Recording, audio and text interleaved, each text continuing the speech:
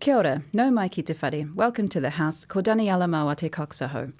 The tone of Parliament is usually argumentative, contentious and quarrelsome, as MPs verbally spar about bills, legislation and what parties on the other side of the debating chamber are doing. Not only is there civil war into Pāti Māori, it turns out there's civil war in the Labour Party too. The mission of right-wing governments in the playbook around the world is to funnel as much public funds into the hands of private greed as they can. And that is exactly what we have seen from this government. Has the Labour Party learned the lessons when everything in their record and their policies to date indicate the exact opposite?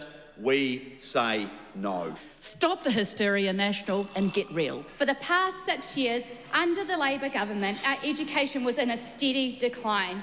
These aren't my words, these are Christopher Bishop's words. This government agrees, but are doing nothing about it. But it's not just MPs being contrary for the sake of it. It's actually by design. The government's job is to run the country, and this includes putting forward legislation to change or make new laws. The role of the other MPs who are not ministers, including those in government parties, is to check on what the government is doing and hold it to account. This is what causes a lot of the arguing.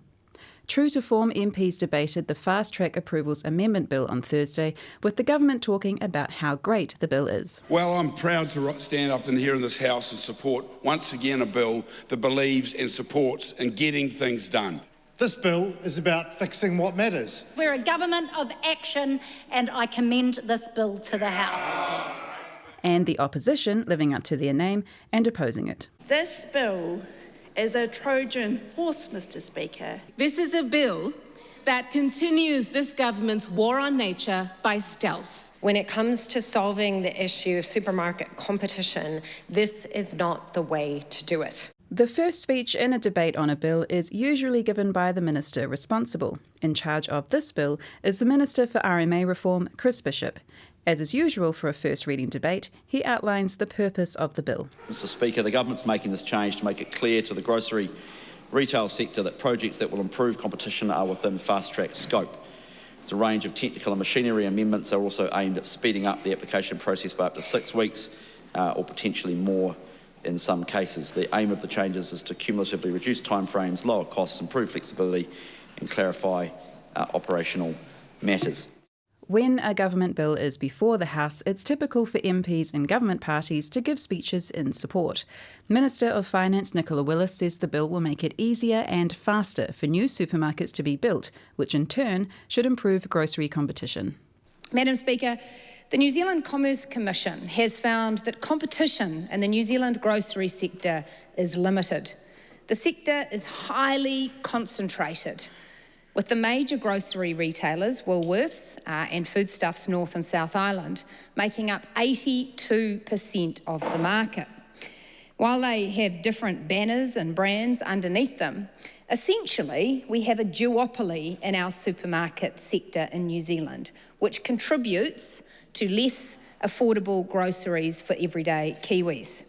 And the limited competition also means Kiwi shoppers have less choice about where they shop and face higher prices at the checkout compared with other countries.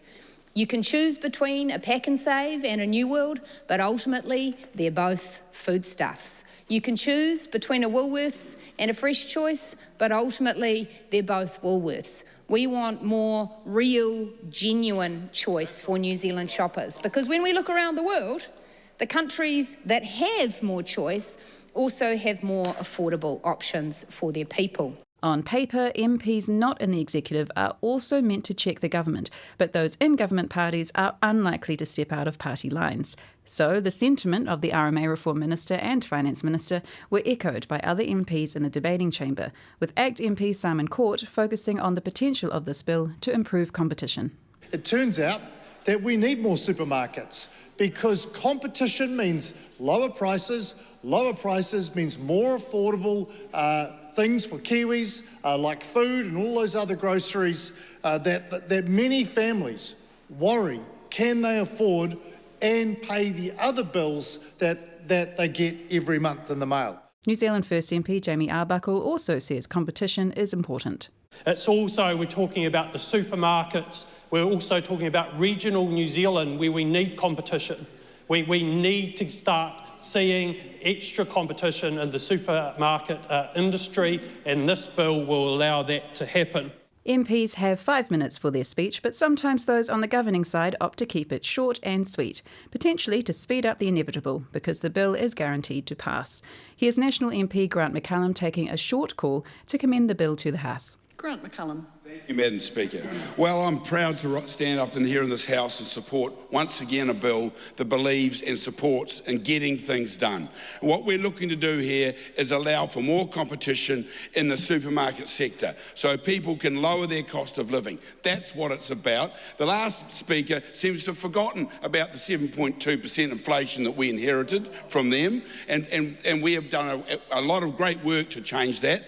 And the other thing this bill will do is allow us to build great projects all around this country, and the main one, of course, it's the most important one, is to get that new road over the Brindlewins so that it's got resilient infrastructure into Northland. I commend this bill. On the other side of the U-shaped chamber is the opposition, and as they're not in government, they tend to take to their role of scrutiny with a vast amount of critique of government bills. Labour MP Priyanka Radhakrishnan says the bill will have a bigger impact than what is suggested. It's a Trojan horse, Madam Speaker. This is a bill that continues this government's war on nature by stealth, and it makes about 100 other changes that none of the members on the government benches have bothered to address in their speeches. In June this year, Madam Speaker, over 20,000 people marched the streets to protest the fast-track bill. They said, many of them said, that it would put Aotearoa on a fast track to environmental destruction. Many called it the biggest fight for New Zealand's environment in a generation. This particular bill is an amendment bill, which means it is making changes to an existing act. In this case, the Fast Track Approvals Act 2024, which Labour MP Aruna Williams says supermarkets can already use to speed up a consent process. This could have been an opportunity for the government to introduce a bill to this parliament that would have dealt with the land supply issues that are a real issue in the supermarket sector. But this bill is one where the grocery retail sector participants can already apply to the Minister for Infrastructure to refer a development project for decision-making under the fast-track approvals process already. This does not change that. It does not introduce a new track for supermarkets to apply to Minister Bishop for special consideration. They already have that. Te Pāti Māori MP Maria Mino Kapakingi also lodged her party's opposition to the bill and spoke about the potential impact on engagement with Māori. If speed is prioritised over relationships, where will this leave communities?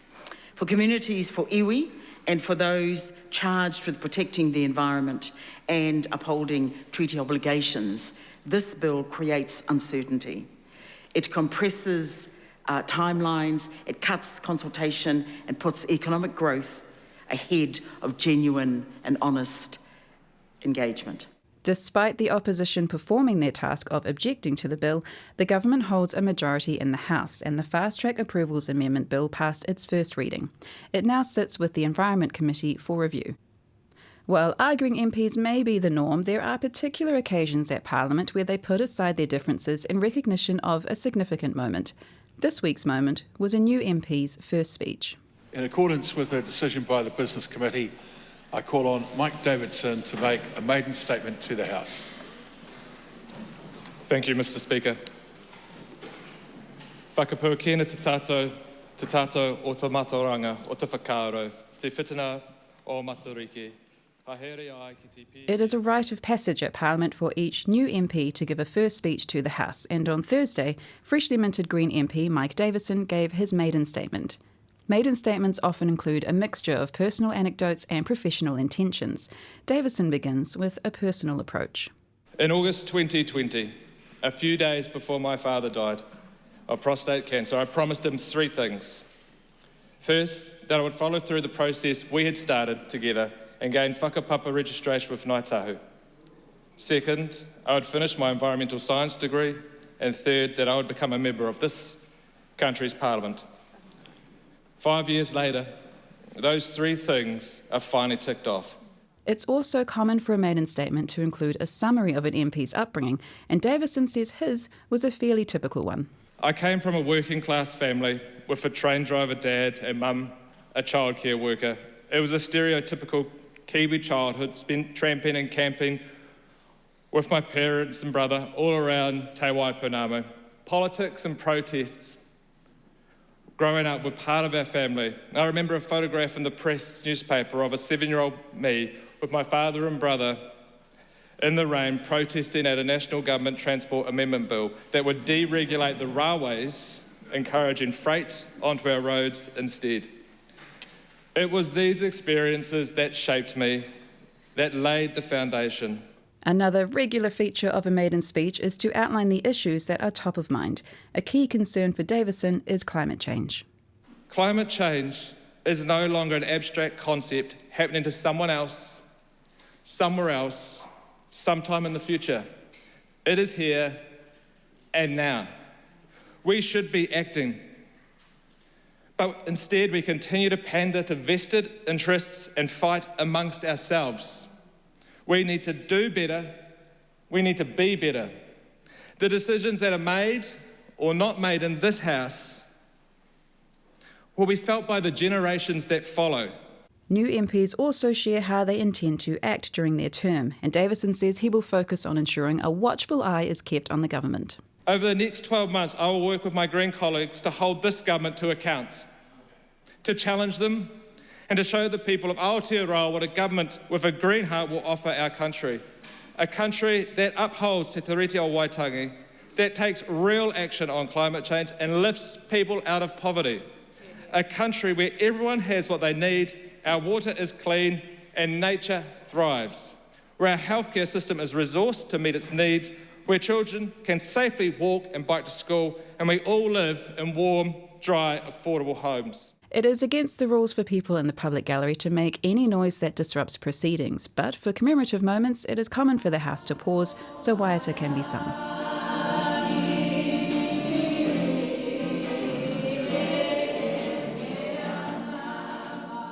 Maiden statements go on the official parliamentary record, and you can find Mike Davison's full speech on Parliament's website. I te whakaronga koe ki te whare. You've been listening to The House, a program made with funding from Parliament's Office of the Clerk. Mā te wā.